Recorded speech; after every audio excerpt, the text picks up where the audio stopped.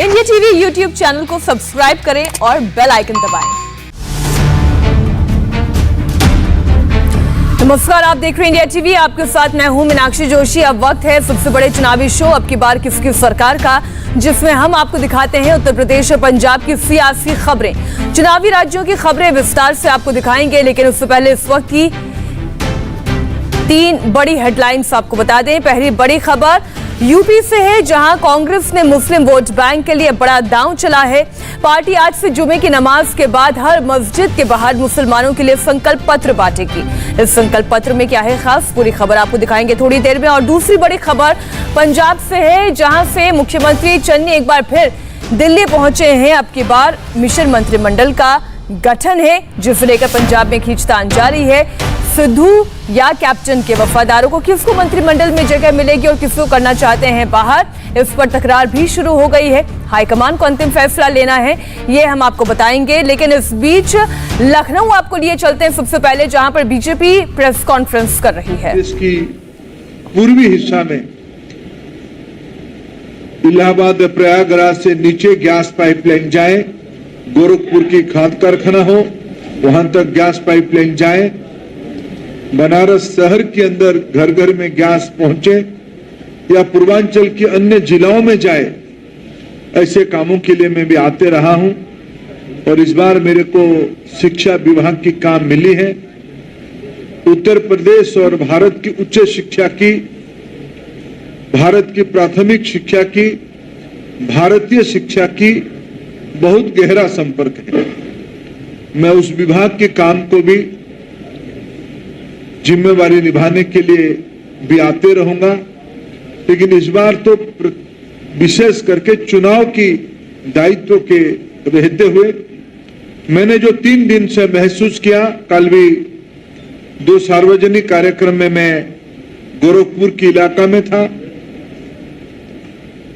मित्रों, मैं जिम्मेवारी के साथ कह सकता हूं, प्रधानमंत्री नरेंद्र मोदी जी और यहां के लोकप्रिय मुख्यमंत्री आदरणीय योगी जी के ऊपर प्रदेश की जनता की अटूट भरोसा है।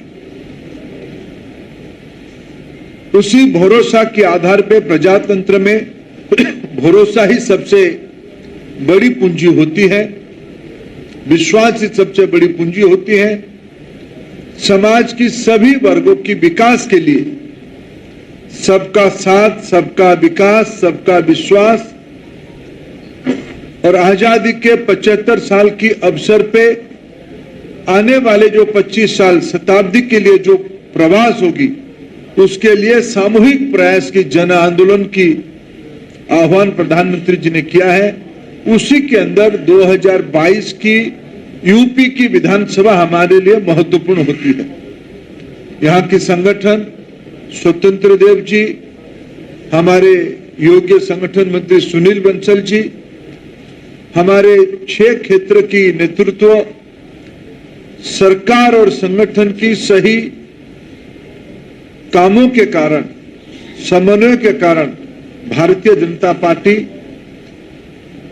2022 की चुनाव में भी और समाज को गहराई से साथ लेने की सफल होगी, यही मेरा पूरा विश्वास है। मैं आपके साथ मिलते रहूंगा, आपसे संपर्क में रहूंगा और आप भी मेरे को मिलोगे। आपके सुझाव हमारे लिए महत्वपूर्ण होगा।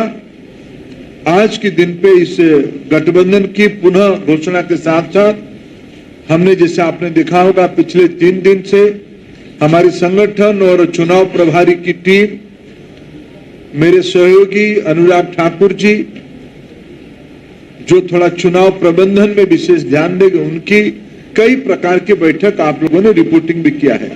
ऐसे ही आने वाले दिनों में सभी प्रकार की सहयोग आपसे मैं अपेक्षा करता हूं। हमारी ओर से इतना कहना था। आप कुछ प्रश्न ले सकते हैं। एक मिनट थोड़ा मनीष जी, एक मिनट। अरे मैं बिल्कुल मैं सबका साथ में बात करूंगा। मनीष जी, जैसे आपके यहाँ व्यवस्था भी होगा, थोड़ा जिनको बुलाए, थोड़ा मैं उससे बात करूँ। सचिन जी अमर उजाला से।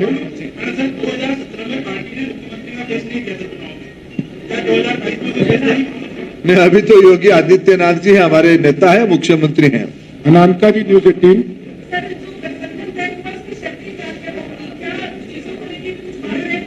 कुछ तो बिल्कुल सारे विषय बात हो गई है, सही समय में आपके सामने उसकी भी घोषणा कर दी जाएगी।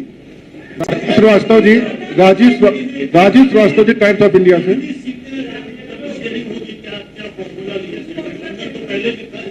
बहुत सम्मानजनक होगी, बढ़िया से किया जाएगा। प्रांशु जी, न्यूज़ 18 से।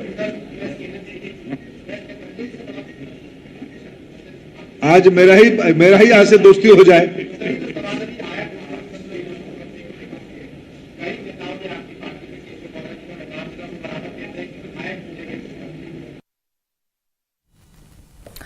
बीजेपी की प्रेस कॉन्फ्रेंस आप देख रहे थे, जिसमें अपना दल और निषाद पार्टी के साथ मिलकर बीजेपी विधानसभा चुनाव लड़ेगी। बीजेपी के चुनाव प्रभारी धर्मेंद्र प्रधान प्रेस कॉन्फ्रेंस को संबोधित कर रहे थे।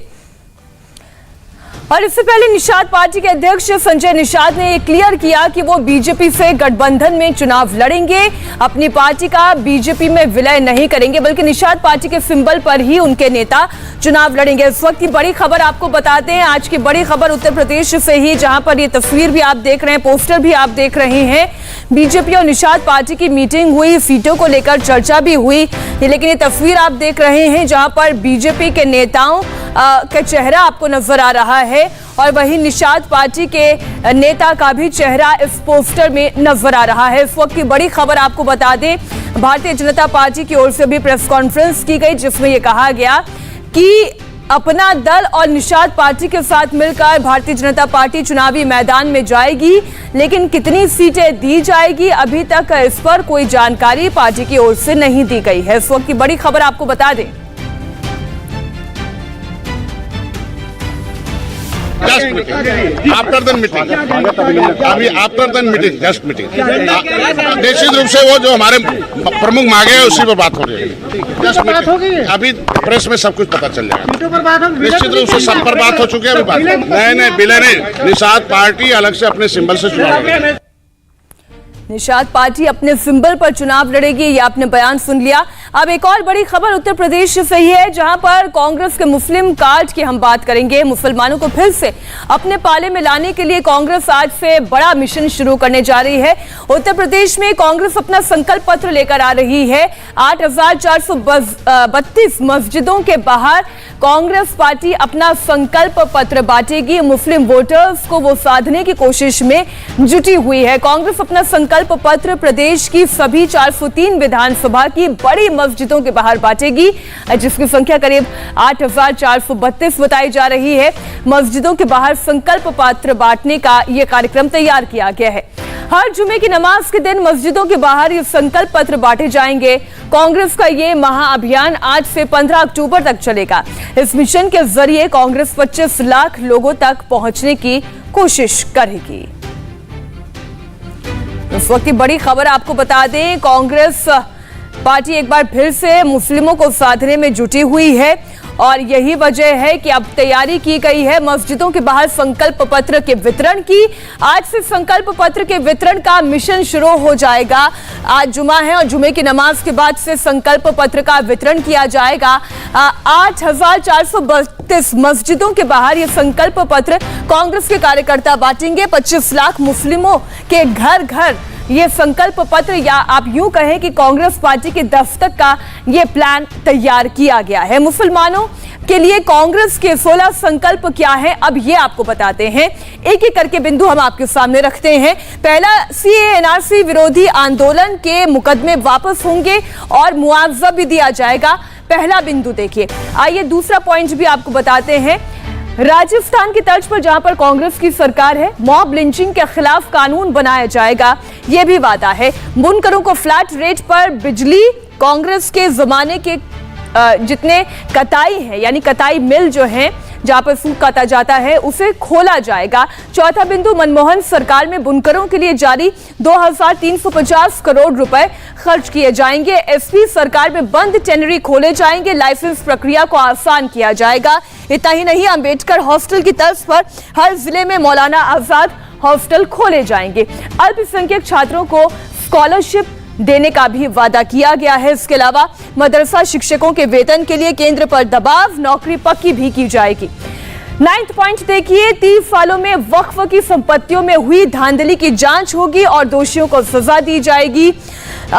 पसमानदा तबकों के विकास के लिए राज्य पसमानदा आयोग का गठन भी किया जाएगा। 11th पॉइंट देखिए, विधान परिषद में दस्तकार वर्ग के सदस्य को नॉमिनेट किया जाएगा।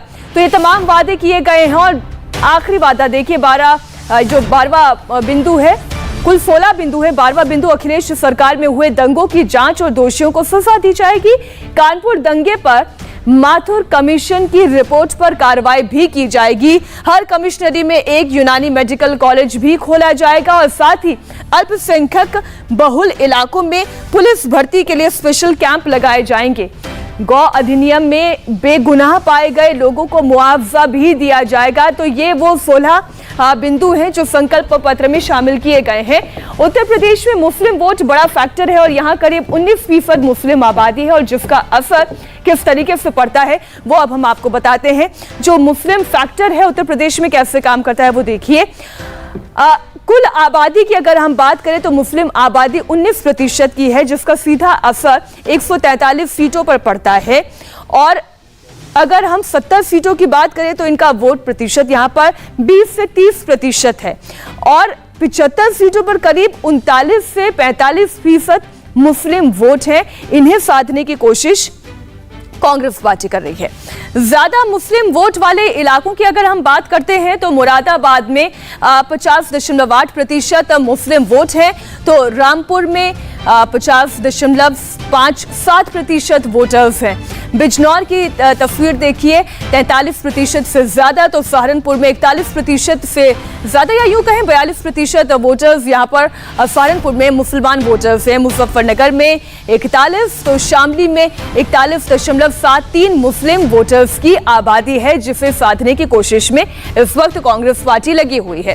ज्यादा जानकारी के लिए अब हम सीधा रुक करते हमारी सहयोगी रुचि कुमार लखनऊ से जुड़ गई हैं। रुचि, कांग्रेस पार्टी ये कवायद तो कर रही है क्योंकि वो ये जानती है कि एक ऐसा वोट बैंक जो हर हाल में उस पार्टी के लिए वोट करेगा जो बीजेपी को हरा दे। तो क्या वाकई में कांग्रेस पार्टी ये ताकत रखती है कि उसके साथ विरोधी जुड़ पाए? देखिए, ऐसा है मीनाक्षी, उत्तर प्रदेश में कांग्रेस 1989 से सत्ता से बाहर है और 1989 के पहले जो मुस्लिम वोट था वो एकमुश्त कांग्रेस के पास जाता था।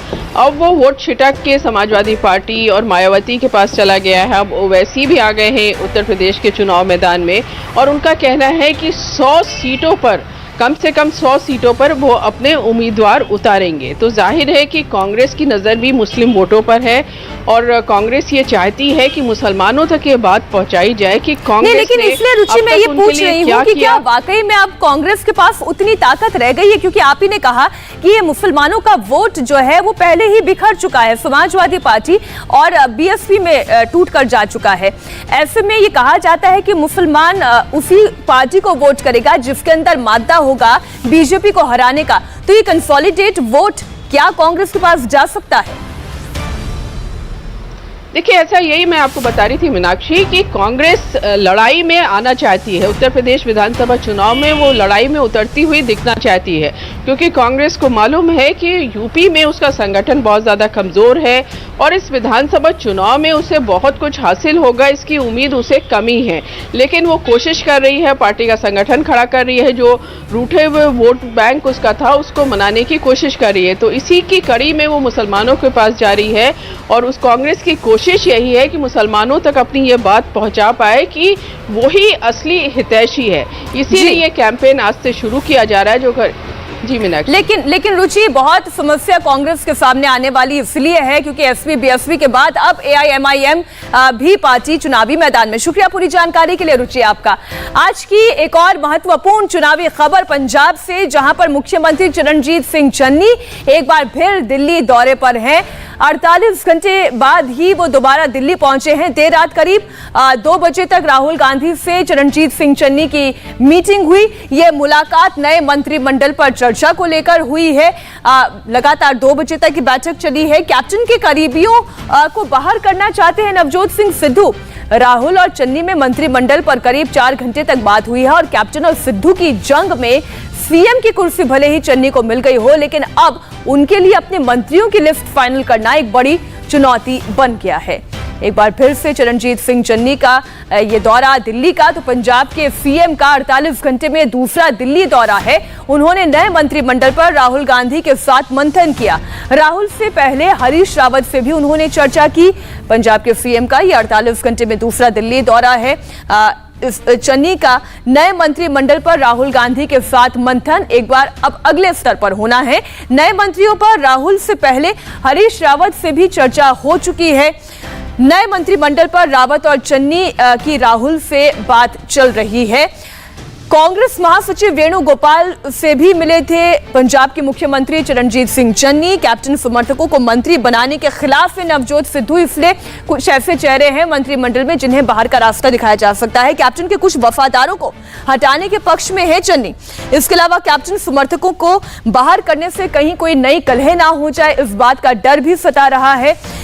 चन्नी मंत्रिमंडल में नए चेहरों को मौका दिया जा सकता है, यह भी चर्चा चल रही है। हाईकमान, लेकिन आखिरी फैसला हाईकमान का ही होगा कि मंत्रिमंडल का स्वरूप क्या होगा।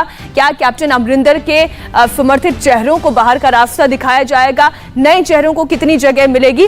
चन्नी मंत्रिमंडल में दावेदार कौन कौन हैं, हम आपको उनके नाम भी बताते हैं। इनमें से पहला नाम तो प्रकट सिंह का है, जो जालंधर कैंट से विधायक है, प्रदेश कांग्रेस के महासचिव हैं और नवजोत सिंह सिद्धू के काफी करीबी कहे जाते हैं। अगला नाम देखिए, अगला नाम है अमृतसर वेस्ट से विधायक राजकुमार विरका का। दलित चेहरा है, महत्वपूर्ण है, ये भी नवजोत सिंह सिद्धू कैंप के बताए जाते हैं। संभावित मंत्रियों की लिस्ट में गुरकीरत सिंह का नाम भी शामिल है। कोटली गुरकीरत सिंह कोटली ये खन्ना से विधायक हैं, बेअंत सिंह के पोते हैं। गुरकीरत सूबे के पूर्व मुख्यमंत्री बेअंत सिंह के पोते हैं, जिनके आतंकियों ने मुख्यमंत्री रहते हुए हत्या कर दी थी। एक और नाम है संगत सिंह गिलजियान का, वो उर्मर से विधायक हैं और फिलहाल प्रदेश कांग्रेस के कार्यकारी अध्यक्ष भी हैं। नए चेहरों की बात की जाए तो एक और नाम है सुरजीत धीमान का। अमरगढ़ से सुरजीत धीमान विधायक हैं और दूसरी बार ये यहां से विधायक चुने गए हैं। मंत्रिमंडल के दावेदारों में एक और बड़ा नाम है अमरिंदर सिंह राजा वारिंग का, जो गिद्दरबाहा से विधायक हैं। यूथ कांग्रेस के अध्यक्ष भी रह चुके हैं। कुलजीत सिंह नागरा को भी चन्नी मंत्रिमंडल में जगह मिलने की चर्चा है, वो फतेहगढ़ साहिब से विधायक हैं, प्रदेश कांग्रेस के कार्यकारी अध्यक्ष भी हैं। तो ये वो नाम हैं जो इस वक्त चर्चा में चल रहे हैं। चन्नी मंत्रिमंडल के दावेदारों में हमने आपको बताया कि प्रकट सिंह का नाम भी शामिल है। प्रकट सिंह जालंधर कैंट से विधायक हैं। अब कैप्टन के कुछ बेहद करीबी मंत्री ऐसे हैं जिन्हें चन्नी कैबिनेट से बाहर का रास्ता दिखा सकते हैं, ये चर्चा चल रही है। इनमें 2 नाम सबसे अहम है, एक तो पूर्व खेल मंत्री राणा गुरमीत सिंह का और दूसरे हैं पूर्व सामाजिक न्याय अधिकारिता मंत्री साधु सिंह धर्मसोत का। तो ये 2 नाम ऐसे हैं जिनके बारे में कहा जा रहा है कि इन्हें कैबिनेट से आउट किया जा सकता है और नए चेहरों को जगह दी जा सकती है। अब पंजाब में कांग्रेस की कलह थमने का नाम नहीं ले रही है, ऐसे में विरोधी उस पर निशाना साधने का एक भी मौका नहीं छोड़ रहे हैं। अब केंद्रीय मंत्री सोम प्रकाश ने कांग्रेस पर सीएम चन्नी के अपमान का आरोप लगाया है। सोम प्रकाश ने कहा है कि कांग्रेस अगला चुनाव सिद्धू के नेतृत्व में लड़ने का ऐलान कर चुकी है, ऐसे में ये सीएम का बड़ा अपमान है। ये बन गया, देखो मैं इसको वेलकम करता हूँ, चन्नी साहब बने हैं, एक ऐसी फेस है, अच्छा हुआ है। लेकिन जिस ढंग से पार्टी बिहेव कर रही है, जिस ढंग से जो प्रभारी है इनके रावत जी, उन्होंने ट्वीट किया कि अगला इलेक्शन हम सिद्धू साहब की देख रेख में लड़ेंगे। That's most unfortunate. It's insult to the chief minister, it's insult to the mister Channi, क्योंकि वो चीफ मिनिस्टर हैं, उसको तो आगे होना ही होना है। ये कहना ये उसके बाद सिद्धू साहब आएंगे तो ये तो हास्यजनक बात हो गई। बहरहाल मुख्यमंत्री की कुर्सी चन्नी के लिए किसी लॉटरी से कम नहीं है, क्योंकि नए सीएम की रेस में उनका नाम तक नहीं था, लेकिन अब वो पंजाब के मुख्यमंत्री बन चुके हैं। ऐसे में जश्न का मौका भी वो नहीं गंवाते हैं। सीएम चन्नी कल कपूरथला के पंजाब टेक्निकल यूनिवर्सिटी में पहुंचे तो स्टेज पर चढ़कर उन्होंने जमकर भंगड़ा भी किया और ये डांस अब सोशल मीडिया पर अच्छा खासा वायरल भी हो रहा है। आप पहले ये डांस देखिए।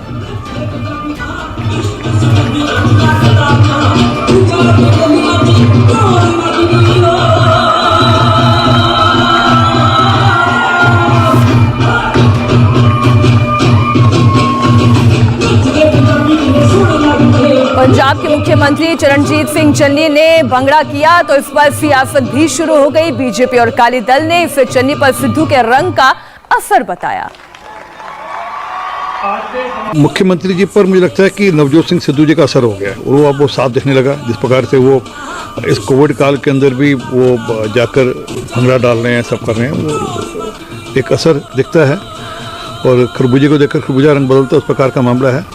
और उनको अपेक्षा उनसे है कि वो पंजाब में कोविड की चिंता करें, नशे की चिंता करें, ये सब चीज़ों पे जरा गौर करें बनस्पत की जो कर रहे हैं वो करने की जगह। जिस दिन चरणजीत सिंह चन्नी जी बने थे मुख्यमंत्री, मैंने बधाई भी दी थी और मैंने इस बात का उनसे अपील भी की थी कि चन्नी साहब को अब पुरानी आदतें छोड़कर नए युग का आगाज करना चाहिए। वो भंगड़े के बहुत अच्छे प्लेयर रहे हैं। हमारे SCS है जो सिख एजुकेशन सोसाइटी कॉलेज चलाती है 26 सेक्टर में, गुरु गोविंद सिंह कॉलेज, उसके वो विद्यार्थी रहे हैं और अपना भंगड़े की टीम के मेंबर भी रहे हैं। पर अब उनको भंगड़े के जगह अब मैं समझता हूँ कलम चलानी चाहिए। आज गोरक्षनाथ पीठ के महंत दिग्विजय नाथ जी की 52वीं और महंत अवैधनाथ की 7वीं पुण्यतिथि है। इस मौके पर सीएम योगी आदित्यनाथ ने गोरक्षनाथ पीठ के गुरुओं को नमन किया और समाज संस्कृति में उनके योगदान को याद किया। पूज्य गुरुदेव के आशीर्वाद से, उनकी प्रेरणा से ही ये सब कुछ संभव हो पाया है। याद करिए गोरक्षपीठ, जिसने आज से 50 वर्ष पहले गोरक्षपीठ को देखा होगा तो स्वाभाविक रूप से उनको लगा होगा कि समय के अनुरूप गोरक्षपीठ ने उस प्रकार की रचना को आगे बढ़ाने में अपना योगदान दिया। फिलहाल रुकने ब्रेक के लिए, और ब्रेक के बाद देखिए प्रधानमंत्री मोदी की पावरफुल डिप्लोमेसी से कैसे मची पाकिस्तान में खलबली।